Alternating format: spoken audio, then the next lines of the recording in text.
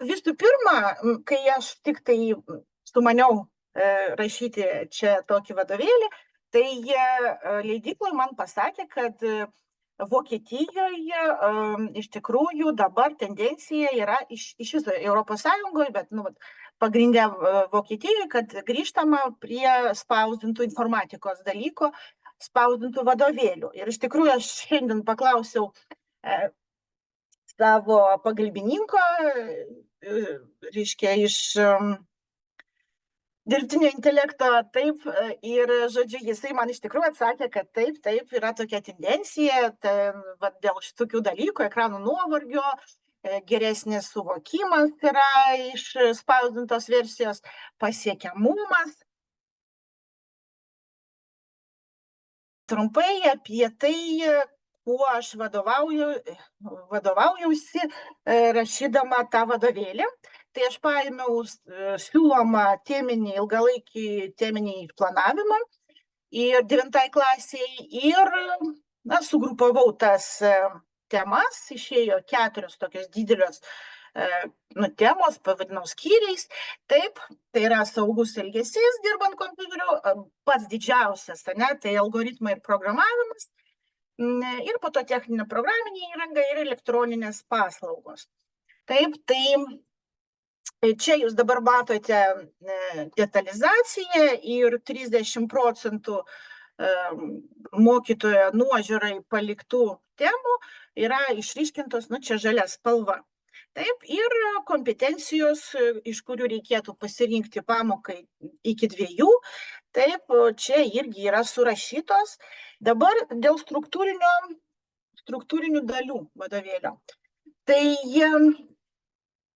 visų pirma, yra kiekvienas skyrius iš 4 prasideda tokių įvadinių tekstų, kuris turėtų sudominti, aš tikiuosi, kad sudomins mokinius. Tada yra prie kiekvienos temos parašyta, ar jinai yra pliuso tema. Taip, tai iš tikrųjų, aišku, tų pliuso temų jūs galėtumėt ir galite, aišku, rinktis tai, ką jūs numatėt, bet, mes su leidyklos, su komanda, tai pagalvojom, kad vis dėlto būtų labai pravartu bent jau pradžioj turbūt imti tą siūlomą teminį išplanavimą ir tas temas, kurios ten yra siūlomos, kol čia viskas išsilygins, kol ateis vaikai, kurie jau bus išklausę tai, ką jie turėtų būti išklausę 7 ir 8 klasiai. Tai vis dėlto tos išlyginamosios temos, tos pliuso temos, mano akimis, jos visai tokios yra labai gerai parinktos. Taip, pagal tai, ką iš tikrųjų reikėtų dabar numatoma dėstyti. Dabar yra kiekvienas skyrius ir kiekvienam skyriui yra tam tikras temų skaičius, turi savikontrolės klausimus. Taip, tai vadinama refleksija ir, mano akimis, tai labai nesunku tuos klausimus tiesiog permesti į kažkokį įrankį refleksijai. Asmeniškai mes naudojam Office 365. Taip, tai visas užduotis absoliučiai visi mokytojai pas mus deda į Teamsus. Taip, ir jų vidinis įrankis yra Reflect, jisai visai neblogas. Refleksijai yra ir appsas, tas pats Mentimeter, kažkaip jis man vis tiek neprilipo, man pakanka iš tikrųjų Reflecto to, tai aš siūlyčiau, žodžiu, arba į tą Mentimeter, arba į kitas įdėti. Taip. Ta refleksijos klausimus paruošiau taip. Toliau yra užduočių atvartas, tai yra žinių ir gebėjimų įtvirtinimui ir čia pagal tas kompetencijas aš tas užduotis ruošiau ir, taip tiesiogiai jų nesuskirščiau pagal, ne tai kad lygius, bet pagal gebėjimus, ir balų nepridėjau iš tikrųjų, kiek aš siūlyčiau už tam tikrą užduotį duoti. Aš manau, kad kiekvienas tiesiog iš jūsų savarankiškai ten tada atsižvelgiant į bendrą klasės lygį, turbūt ir į bendrą, na, vaikų, nu, jeigu taip galima sakyti, lygį taip, kurie pas jūs klasėje yra, tai jau ten tada suskirstysite, ne? Tai kokias aš programėlės ne programavimo užduotims ir, na, ne duomenų tyrybos, nes šiek tiek ten yra, šiek tiek, ne, tos duomenų tyrybos turėtų būti 9 klasėje. Tai, na, va čia aš išvardinau tas programėlės, su kuriom aš siūlyčiau, kad vaikai iš tikrųjų susipažintų, ruošiant, na, sisteminant tas žinias gautas iš techninės programinės įrangos, iš elektroninių paslaugų, iš, na, saugaus darbo kompiuterių, tai vat, kad jie ir susipažintų su vat tomis programėlėmis. Dabar apie vadovėlio skyrius, taip trumpai, tai kaip aš sakiau, yra 4 skyriai, tai yra saugus darbas kompiuteriu, ten visai trumpai. Taip, tada algoritmas ir programavimas, ir kaip matote, čia vat ir yra tie vaizdai, kurie yra sugeneruoti dirbtinio intelekto, ir matote, čia yra, na, visur panelės, nes, nu, pagrindinis tikslas vis dėlto yra dabar ne tik tai ne tai, kad atrinkti, bet, na, pagauti tuos vaikus, kurie yra gabūs programavimui, iš viso IT būsimus specialistus, taip, bet ir kuo daugiau pritraukti merginų į šį, nu, pritraukti prie IT, taip, srities, nes jų labai trūksta ir jau visokių tyrimų yra atlikta, kad jų merginų, moterų smegenys veikia lygiai taip pat kaip ir vyrų, ir, žodžiu, tai reikia jas įtraukti, todėl čia visur tų merginų bus vaizdelių. Toliau techninė ir programinė įranga, irgi tai nėra didelis skyrius, ir irgi toks mažas skyrius yra elektroninės paslaugos. Ir, na, dabar suskaičiavau, kiek čia yra tų puslapių, kad būtų aišku daugmaž nuo kokio iki kokio puslapio, ir aišku, didžiausias dėmesys be abejo yra algoritmams ir programavimui. Saugus darbas kompiuteriu, tai ten yra skirtos 2 pamokos, taip, ir tokios yra kompetencijos ir kokie puslapiai. Na, dabar jeigu žiūrėti į tą pirmąjį skyrių, tai tos 2 pamokos ir yra tik tai 2 pliuso pamokos. Ne? Tai be abejo, per tas pirmasias pamokas jūs dažniausiai ten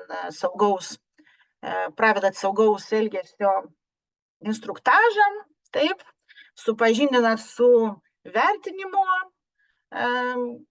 instrukcijom, taip, tai iš tikrųjų taip ir praeina, ten viena pamoka būtent tam ir dažniausiai būna skirta, o kita tada jau kalbėti reikėtų apie saugaus darbą kompiuteriu, ir čia jau yra 2 savikontrolės klausimai ir 3 užduotis. Nėra ten jos labai didelės, bet kad galėtų, na, įtvirtinti tai, ką išgirdo arba perskaitė, taip. Ir kaip, nu, ten po to aš parodysiu, tai, bet ir taip jau, vat, čia matosi, kad to teksto nėra daug, todėl kad čia dabar mes turim reikalą su TikToko karta, taip, jie tą fokusą laiko 30 sekundžių, ir tas ilgas tekstas jiem iš tikrųjų sunkiai dabar yra įkandomas. Tai pagrindinės tokias mintis būtent taip ir išdėliojau. Taip. Tai dabar kokios temos šitame skyriuje yra gvildenamos. Tai čia, na, daugmaž, matosi, jų nėra, kaip sakant, daug. Pagrindinis dėmesys IT keliamom grėsmėm, kaip jų išvengti, kas yra kibernetinis saugumas, socialinių tinklų saugumas, ir patarimai, kaipgi ten su slaptažodžiais, kaip juos sukurti. Taip, ir čia dabar, nu, kadangi labai maža temelė, tai vieną tokį atvartą ir dabar čia jums, na, parodau. Tai yra kažkokia tam tikra informacija ir užduotis, matot, labai čia jų nedaug, 3, Ir tiesiog reikia susipažinti su dažniausiai naudojamomis sukčių metodais ir pasirinkti vieną iš jų, išanalizuoti keliamą grėsmę ir kaip išvengti. Ir dabar antras skyrius, rimčiausias, didžiausias, tai yra 25 pamokos, čia yra ir pliuso temos ir pamokos, ir ne pliuso. Čia išvardintos visos kompetencijos ir pamokai reikėtų pasirinkti ne daugiau 2. Taip, atsižvelgiant, kas ten yra nagrinėjama. Tai jeigu taip suskirstyti pliuso ir ne pliuso, nes ten įsimaišo į vidų, reiškia tos pliuso pamokos, tai iš viso yra 4 pliuso pamokos, temos, taip, ir tos 4 temos yra skirstomos į 9 pamokas. Taip. Tai tos 4, iš tų 4 temų yra 14 savikontrolės klausimų ir 39 užduotis, tokios mažos užduotėlės iš tikrųjų yra ir mažos, yra ir didelės, tokios didesnės, tai čia aišku nuo jūsų priklauso, ką jūs ten pasirinksit. Aišku, vėlgi atsižvelgiant į klasę, į vaikų. Tai čia aš tiesiog primenu teminį išplanavimą, iš kurio susidarė šitas skyrius. Tai čia buvo pliuso pamokos, kurios iš tikrųjų turinys, kurių nėra griežtai reglamentuotas, čia tik tai siūlomas. Ir yra 6 ne pliuso temos, taip, iš kurių susidarė 16 pamokų. Taip, tai labai rimtos iš tikrųjų, tokios labai plačios jos galėtų būti temos, tai yra duomenų rikiavimas, taip, skaičiuoklėje, būtent koks iš tos pusės, ne kaip ten surūšiuoti, tai nėra sudėtinga, bet būtent nagrinėti reikėtų, koks algoritmas yra taikomas skaičiuoklėje duomenų rikiavimui. Algoritmų parinkimas, tai yra sąlygos sakiniai. Taip, jau prasideda toks teorinis iš pradžių įvadas, kas tai yra, ne? Ir po to programos derinimo veiksmai, rezultatų pateikimas, trumpas apie testavimą, taip, kaip reikėtų testuoti. Tada tokia tema irgi gana tokia didelė, tai yra išorinių duomenų naudojimas. Čia kažkas su numeracija, labai atsiprašau, dabar matau, ta algoritmų parinkimas, kur cikliniai algoritmai, kur ciklai, tai turėtų būti atskirai, nes irgi labai didelė tema, bet, kaip matot, tai 9 klasiai norima, kad mes tik supažindintume su programavimo metodais ir taip gana taip paviršutiniškai iš tikrųjų juos išnagrinėtume ir kadangi dabar galima mokykloje dėstyti ir C++ kalbą ir Pythoną, tai aš ir tas 2 kalbas lygiagrečiai ir, ne tai kad bandžiau, bet taip ir padariau, reiškia, lygiagrečiai nagrinėjau tuos programavimo metodus būtent per 2 programavimo kalbas. Ir problemų sprendimo automatizavimas, čia yra 6 savikontrolės klausimai ir 17 užduočių. Ir dar pabaigoj, kadangi didelis toks skyrius ir labai sunku iš tikrųjų čia numatyti, kokie vaikai, kiek jie galės po šito skyriaus nagrinėjimo, kiek jie galės suprogramuoti, nes iš tikrųjų kartais jie labai nustebina, ne? Jie taip įsijaučia po truputį ir po to labai greitai perprantat, kad ir tos išsišakojimus, tai sąlygos sakinius ir ciklus, ir kažkaip labai lengvai jie maina ir jie jau ciklą žodžiu, duodi jiem užduotis pakankamai sudėtingas. Tai dėl to aš įdėjau ir pakankamai sudėtingų užduočių, mano akimis grupiniam tokiam programavimui pagal Agile praktiškai galima, ten yra šiek tiek ir apie programavimo metodus bendradarbiaujant, tai galima taikyti net agile programavimo metodus. Tai jie būdą, taip kaip programuoti. Tai jie iš tų 17 užduočių, aš jums taip parodysiu trumpai, tai galima sakyti, kad yra labai paprastų iš pradžių, tai ką tikrai visiems, kas bus įkandoma, netgi yra tiesiog tekstas kodo, kurį reikėtų perrašyti, kad jie suprastų, kas ten vyksta pabandymui, tiesiog surinkti, o po to jau savarankiškai irgi nesudėtingas užduotis parašytų. Ir jeigu vis dėlto bus kažkokia grupė susirinks, kur tikrai visi labai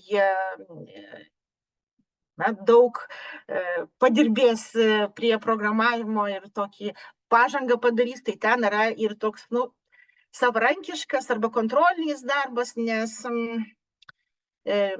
aš tikiuosi, kad pas jūs gal, irgi turbūt tos pačios problemos, tai dirbtinis intelektas man, iš tikrųjų, aš iš pradžių labai bandžiau, kaip čia pasakyti, jį taikyti tokiu būdu, kad jisai padėtų, kad jisai kritinį mąstymą, reiškia, vystytų mokiniuose, bet, taip baigėsi vis dėlto, kad jie vis tiek puola rašyti sąlygą arba kopijuoti, jeigu tai yra elektroniniam pavidale, ir gauna sugeneruotą kodą ir kitą kartą netgi nieko nekeičiant, jie man jį pateikia ir tada labai sunku atsekti, nes vis dėlto jiems suprasti tai reikia mąstyti. Tai dabar jis man, žodžiu, kelia problemų ir todėl aš rengiu tokius kontrolinius griežtus labai darbus, kur, aš dabar kalbu apie 11-okus labiau, kur iš tikrųjų neleidžiu naudotis jokiom priemonėm, nei telefonų, nei dirbtinio intelekto ir webinė versija. Tai tiesiog stoviu kaip cerberis ir, žodžiu, žiūriu, kad jie patys rašytų kodą, kad aš suprasčiau, ką jie moka, kaip jie mąsto. Tai čia su dirbtinio intelektu, čia 10 klasėje dabar reikėtų pasakoti, bet taip. Tai čia, reiškia, yra tas teminis išplanavimo dalis, kuri yra skirta būtent šiam skyriui. Kadangi tai yra didžiausias skyrius, vis dėlto 25 pamokos, tai ne jokai, tai iš tikrųjų praktiškai visas kursas. Tai čia dabar yra taip, išdėstyta, tai kokios ten temos gveldenamos. Taip, tai mėlyna spalva yra ne pliuso temos, o violetinė spalva yra pliuso temos. Taip, tai matot, nuo algoritmų, iš pradžių apie kompiuterinį mąstymą, kas tai yra, tai privedama prie algoritmo, tai kažkiek tai yra tos teorijos tokios sunkios, bet bandžiau ją taip lengvai iš tikrųjų pristatyti, kad ta sunkiai jinai būtų labai įdomi ir kad jie po to pereina per šiek tiek istorijos, kompiuterio vystymosi, kad jie suprastų ir kas tai vis dėlto yra žemo lygio programavimo kalbos, aukšto lygio programavimo kalbos, kad jie suprastų, kasgi ten yra, tas derinimas programos, kas yra assembleris ir čia kažkur tai eina šiek tiek jo. Po to yra, matot, pliuso temos, kurios jau turėtų būti išnagrinėtos, bet aš taip manau, kad vis dėlto jos, bent jau kol kas, jos tikrai vaikai ateina be jų, tai yra ir dvietainis kodas, ir ten unikodas, kaip vaizdai koduojami, garsai ir taip toliau, labai trumpai, kas yra kintamieji, taip labai tokia paprasta forma papasakoja per puodelį su kava, reiškia, kas tai yra kintamieji, konstantos, masyvai, objektai, vėlgi čia toksai prisilietimas, kas tai yra. Taip, toliau, kaip aprašomi algoritmai, kompiuterio raida, taip, Taip, interpretatorius, kompiliatorius, jau tada jiems čia šitoj vietoj jau na, taip intuityviai aišku, kas tai yra, nes po to, vat, C++ kalboj kompiliuojam, reiškia, Pythono interpretuojam, tai žodžiu, kas tai yra iš viso. Taip, tada apie programavimo aplinkas, taip, ir kokia naudojama C++ kalbai, šiek tiek apie C, tokia istorija, taip, šiek tiek labai. Ir po to, kaip apsirašo kintamieji C++ kalboj, kaip Pythone, reiškia, kaip sąlygos sakiniai, apsirašo ir Pythone ir C++ kalboj. Na jo, ir kažkodėl tai aš nepasakiau, kad yra prie programavimo, yra ten teorija per pavyzdžius, toks skyrius, tai čia prie struktūrinio turėjau pasakyti, prie struktūrinio dalių vadovėlio, kad reiškia, tam, kad galima būtų suprasti kodą jiems, tai yra pateikiamas kodas su labai detaliais paaiškinimais, kas kur ir kodėl yra, kiek tai yra įmanoma, ne? Tai po to eina vat, apie išorinių duomenų naudojimą, apie darbą su tekstiniais failais šitoj vietoj ir C++ ir Pythono kalboj. Ir iš tikrųjų aš anksčiau kažkaip šitą temą palikdavau vos ne prie funkcijų, prieš funkcijas pasakodavau, tai praktiškai jau ten praeidavo labai daug ir ifai, ten, sąlygos sakiniai ir ciklai, ciklas cikle, masyvai ir tada tik tai, nes man atrodė, kad tai kažkaip pakankamai sudėtingai.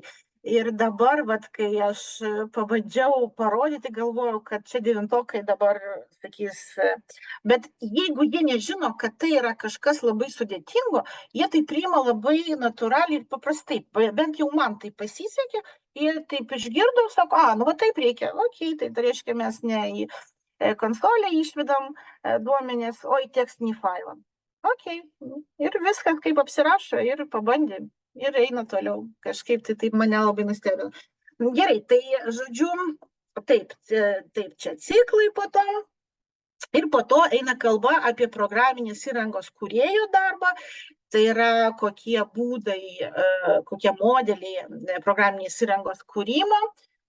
Taip yra, ir apie tą agilą, ir apie kitus šiek tiek, kad jie būtų susipažinę, galų gale mūsų tikslas vis dėlto, kad būtų pasaulyje kuo daugiau IT specialistų, nes jų vis tiek trūksta ir trūks šiaip ar taip, tai jie turėtų įsivaizduoti ir kaip tas darbas ir atrodo jau dabar, praktiškai 9 klasėje. Taip, ir testavimas, kokie yra testavimo būdai, taip, kad jie vėlgi susipažintų šiek tiek ir su tuo. Ir apie dokumentaciją, aišku, kaip tai yra svarbu ir kaip ją reikia organizuoti. Ir dabar čia bus šiek tiek tų atvartų, tai aš juos kažkaip ypatingai, man jie visi labai faini, aš rašiau taip, kad man patiktų ir kad man būtų patogu dėstyti. Tai jokių kažkokių preferencijų, kodėl aš būtent tokį vieną ar kitą atvartą panaudojau, tai iš tikrųjų nėra. Tai čia yra duomenų rikiavimo algoritmas, kaip jisai atsigula skaičiuoklė, tai iš pradžių iš viso apie kompiuterinį mąstymą, tada mes ateinam iki šiek tiek dabar paliečiam tų algoritmų temą, taip, to bus plačiau dar jinai, bet, ta prasme, kokie yra jų tipai, paaiškinta taip, kiek tai yra įmanoma detaliai, ne? Paprasti rikiavimo algoritmai, kiek jų iš viso yra, kokie ten. Taip, dabar čia ne iš eilės, ta prasme, iš eilės, bet praleidžiant kažkiek tai tų puslapių, tai pagal puslapius galima čia matyti, čia 14-15, o čia 18. Tai, žodžiu, čia yra apie skaičiuoklėje filtravimas sudėtingas, tas advanced filter, taip, ir vėlgi, aš taip pasakysiu, vis dėlto su Exceliu man, jeigu su programavimu aš esu išbandžius su 9-okais ir viskas daug smagiau negu aš galvojau, o su Exceliu kaip taisyklė vis dėlto jie labai atsineša iš progimnazijos labai skirtingą patirtį. Ir kol aš suvienodinu tą patirtį, tai vis dėlto praeina labai daug pamokų. Kaip tai po to bus organizuojama, nu, aš labai tokią turiu viltį, kad jie ateis jau su tom žiniom, su kuriuom turėtų ateiti. Ir, žodžiu, tada galima bus kalbėti iš karto ir apie tai, būtent koks algoritmas yra taikomas, pavyzdžiui, išplėstiniam filtrui. Taip, bet kadangi jie dar kažkaip tai dažnai dabar ateina ir negali parašyti kitą kartą kokios nors sumi funkcijos, taip, tai žodžiu, tai pakankamai sudėtinga yra. Tai, nu, čia, reiškia, yra paaiškinama ir vat yra užduotis, nu, aš juk be abejo neskaitysiu, bet jos yra susijusios su filtracija Excel'yje be pradinių duomenų, jie, žodžiu, šiek tiek jų surenka, čia pagal ūgį, vat, paimti savo pogrupio visus, sustatyti, surašyti, tai yra, nes galima ir sustatyti, surašyti ūgius, tarkim, čia ką, metus, vardus pavardės, taip, lentelę įvesti tuos duomenis, nu, tai reiškia iki 15 ten bus, ir po to pritaikyti rūšiavimo funkciją ir paaiškinti, kas tai, koks algoritmas yra taikomas ten, kad jie vėlgi susimastytų apie tai ir tada prafiltruoti pagal tam tikrus požymius, kurie čia yra surašyti, ir vėlgi paaiškinti, kodėl būtent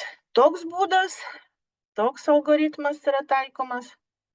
Nu, šiek tiek matau jau klaidų, bet dabar jau yra ištaisyta lietuvių kalba, viskas dabar yra labai tvarkingai, bet čia yra su iliustracijom gerom, o kalba ištaisyta yra kitam faile, ir aš dabar kol kas negaliu jų sulėti, bet, žodžiu, viskas bus gerai. Tai čia kitas atvartas apie paieškos algoritmą, na, šiek tiek vat užduočių. Čia irgi reikėtų paimti 10 rašymo priemonių, vat, susiskirstyti grupelėm, nes, nu, reikia skatinti, kad jie ten dirbtų grupėmis ir net ir per informatiką, ir, žodžiu, kodėl net nežinau, žodžiu, ir, nu, vat, užpildyti informaciją apie turimas rašymo priemonės su skirtingais parametrais, užpildyti tokią lentelę ir su ją irgi manipulacijas atlikti. Tai čia ir yra tos duomenų tyrybos, na, toks pirmas žingsnis. Taip, link to, kuris bus 10 klasėje jau ten daugiau. Ir toliau čia yra 28, nu, tai reiškia kažkiek praleista, ir kai eina kalba apie garso, vaizdo kodavimą, čia būtent apie vaizdo failo kodavimą eina kalba. Ir, nu, vat yra kažkiek tai tų klausimų, kur refleksiją galima dėti, na, čia vadinasi temos diskusijoms, nors iš tikrųjų dabar jau vadinsis tiesiog klausimai, nes mane taip įtikino, kad tai bus geriau. Ir, na, vat vėlgi užduotis, kurias galima atlikti dar iki programavimo, tai vat su tom Canva, Createbook, tokiom Liucis. Na, žodžiu, su tokiom programėlėm papildomom, kurias gerai jiems visiems žinoti, kad po to galėtų pritaikyti ir per kitas disciplinas, per kitas pamokas. Taip, čia dar vienas, nu tai va čia prasideda jau programavimo aplinka. Taip, tai va čia eina kalba apie aukšto ir žemo lygio kalbas, taip, apie kompiliavimo etapus, kad irgi turėtų supratimą, aišku, tai sudėtinga tokia informacija, bet, na, jinai vis dėlto yra reikalinga, kad po to mes jau drąsiai kalbėtume apie tą kompiliavimą ir jau suprastų jie, kas tai yra. Ne šiaip savo, ne? Ir tada, žodžiu, čia yra dar vienas, tam praleista jau labai daug, kažkoks atvartas apie sveikuosius ir realiuosius skaičius.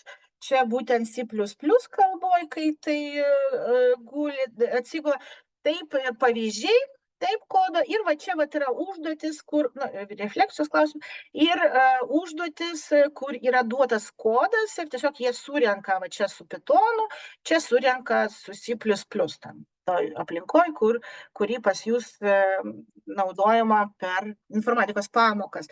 Toliau eina apie sąlygos sakinius, vėlgi iš pradžių ten kažkokia tokia šiek tiek teorija, taip, ir po to kaip tai C++, kokie yra variantai ir kokie yra, praleisite, ne, ir po to Pythono, kaip apsirašo sąlygos sakiniai. Čia apie ciklus, kokie ciklai C++, kokie Pythone, vėlgi yra kažkokie, čia algoritmai, kaip, jie naudojami ir aš juos prašau, kad jie vis dėlto išmoktų piešti tuos algoritmus, nors dabar jie ir kitaip prašomi, bet aš kažkaip taip esu išmokyta pati ir man atrodo, kad tai yra pats geriausias būdas vaizduoti algoritmus, jokių pseudokodų ir taip toliau. Tai tvarkoj. Ir užduotis, čia yra šiek tiek sudėtingesnė užduotis, čia jau yra prie pabaigos, jau šitas skyrius yra ir tokių užduočių nėra daug. Matot, dvi tokios gana didelės užduotis ir kur reikia ir ciklus panaudoti, tai jeigu jie dviese, tryse arba dviese bandys tą užduotį įveikti, aš manau, kad tikrai tai bus įveikiama.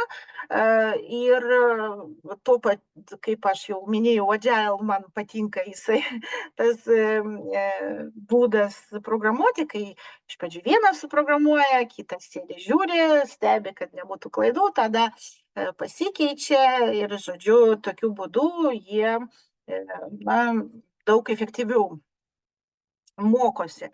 Tai ir čia, matot, labai daug testavimo duomenų taip išėjo, bet ir pati užduotis, jinai tokia nėra paprasta, nėra tokia jau, kad 1, 2 ir parašyti. Taip, čia yra apie programinės įrangos kūrimo modelius, taip ir paaiškinama, kaipgi jie dirba, pavyzdžiui, 2 programuotojai, taip, naudojant tam tikrą programavimo metodą. Ir čia jau paskutinės užduotis iš tikrųjų šitos skyriaus, tai jos irgi, tokios kompleksinės, čia yra sąlygos sakiniai, bet, ir reikia ir switch panaudoti, jeigu su C++, ir Elsif, jeigu yra su Pythonu, žodžiu, čia toks pakankamai toks didelis tas, bent jau sąlyga, pradiniai duomenys pakankamai. Čia tai paprašyti sudėtingai. Čia didžiausias skyrius, jis baigtas, jis skirtas formuoti algoritminį mąstymą, susipažinti su tais algoritmais, su būdais, kaip juos užrašyti ir kaip realizuoti po to algoritmą pasirinktoj programavimo kalboj. Tai yra, kaip sukurti programą, kaip ją derinti, kaip ją kompiliuoti, taip, kas tai yra ir kodėl yra vadinama bugais, taip, klaidos ir kaip žodžiu, tai yra viskas, kas susijęs su programavimu. Taip. Dabar trečias skyrius, tai yra techninė programinė įranga ir čia nėra labai jau daug tų pamokų skirta, 5 tik tai. Taip, tai mokymo, tai yra vadovėlyje, tai yra 10 puslapių skirta tam, pliuso temų čia nėra, žodžiu, čia pakankamai daug informacijos ir greičiausiai ir naujos informacijos, ir siūlau tiesiog paimti čia prie techninės įrangos kompiuterį, jį išardyti, parodyti, kas ten viduje. Bet kaip taisyklė, merginom tai vis dėlto net tiek įdomu, bent jau pas mane tai tokia visai susidomėjimo iš moteriškos lyties nesulaukiau šitą, taip. Tai, ką jiem reikėtų žinoti iš techninės ir programinės įrangos ir lietuvių kalbos redaktorė man, pavyzdžiui, pasakė, kad pasirodo negalima sakyti dabar taikomoji programa, o ne taip mokino ir aš taip prašiau. Tai visur tai dabar yra ištaisyta tiesiog į programinę įrangą. Taip, tai čia yra tos temos, kurios yra gvildenamos tame skyriuje. Taip, tai nu, apie licenzijas be abejo čia yra nu, kalba ir nemažai. Na ir apie skirstimą programinės įrangos į tiesiog programinę įrangą ir operacines sistemas, ir tada apie techninę įrangą, ką ten reikėtų žinoti. Taip, tai čia irgi šiek tiek tų atvartų yra. Taip, apie procesorius toks nemažas tekstas yra duotas, ką jiems reikėtų žinoti. Taip, taip. Ir vėlgi čia jau užduotis vėlgi įmamos, na, dažniausiai dabar naudojamos tos programėlės webinės versijos. Nu, aš tai portalais jis vadinu kartais.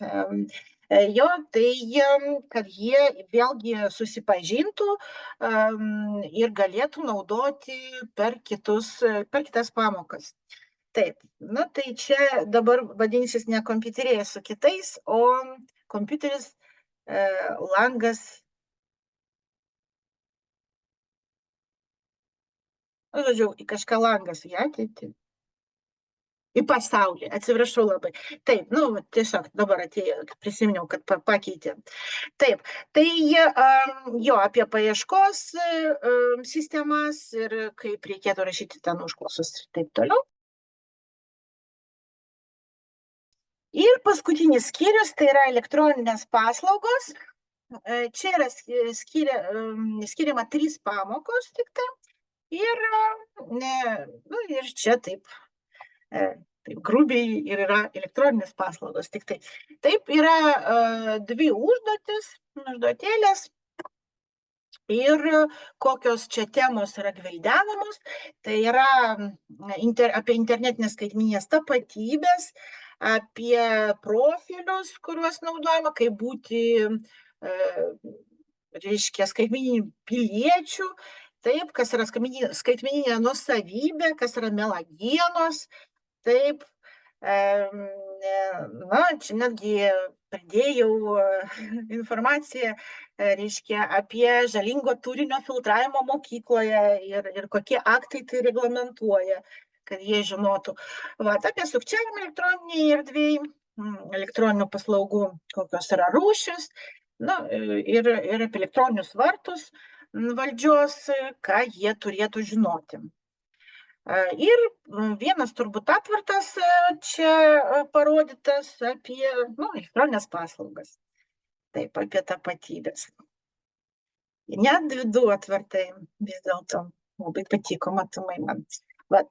Ir aš jau apie turinį kaip ir apžvelgiau taip labai greitai.